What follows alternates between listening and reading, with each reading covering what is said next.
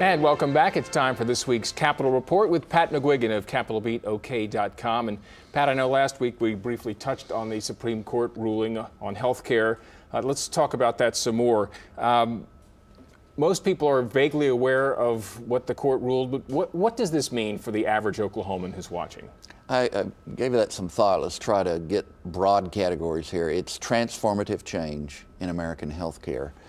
And indeed in the relationship, if the law stays in place, the relationship between the states and the federal government, and for that matter, individual citizens and the federal government. Over time, accumulation of additional massive debt for the federal government, unless funding mechanisms are devised or spending is cut elsewhere. It's a tax increase, in the words of the court.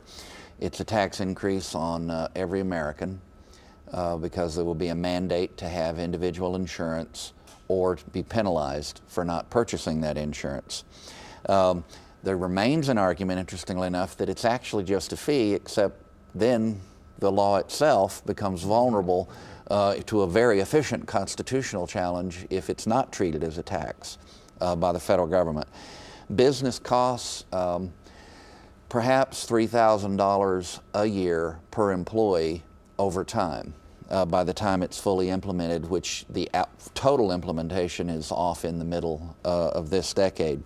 Okay, then on the flip side, 200,000 more adults in Oklahoma eligible for government-subsidized health insurance through the Medicaid system. There are already 990,000 Oklahomans that get Sooner Care or Insure Oklahoma through a combination of state and federal money. So potentially another 200,000 people eligible, and on the surface that sounds good. The problem is cost, and can it be absorbed? So that's a thumbnail of how it affects Oklahomans. Obviously, a lot of conservatives were not happy at all with John Roberts, since he sided with the more liberal justices and the mandate opinion. You've written that he's a man with two brains. Explain what you're talking about there. That's one of the milder things that's been said about him. And I was attempting, as I often do, to try to distill down to something that our typical viewer or average reader could understand, as well as people like me that are kind of junkies. And here's what I mean by it. I want to quote and give credit, due credit to Charles Krauthammer, who's a very thoughtful conservative commentator published nationally. Jurisprudentially, he, Roberts, is a constitutional conservative. Institutionally, he is Chief Justice and sees himself as uniquely entrusted with the custodianship of the court's legitimacy, reputation, and stature. And it was clear that Roberts wanted to be deferential to the courts to the extent possible.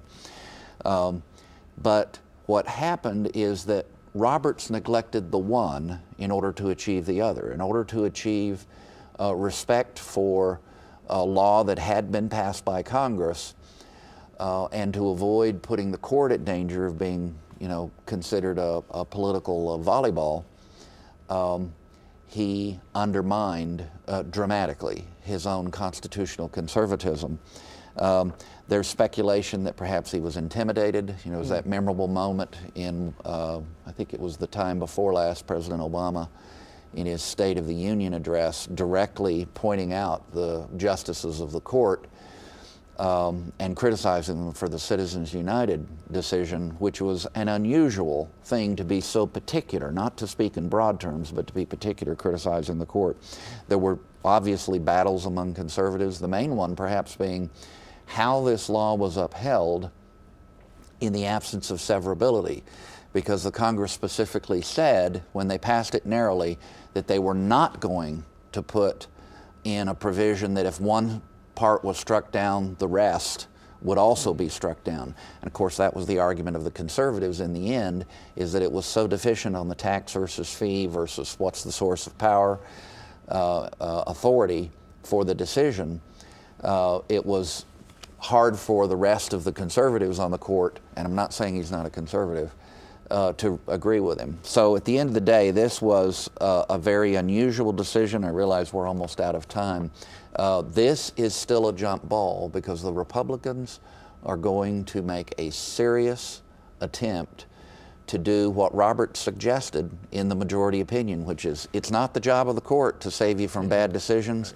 That's your job, people and Congress. So I think this is going to be a battle for the foreseeable future. All right. Well, I know you will continue to write about it, and you can continue to read about those and other stories at capitalbeatok.com. For Pat McGuigan, I'm Alex Cameron. Have a good day.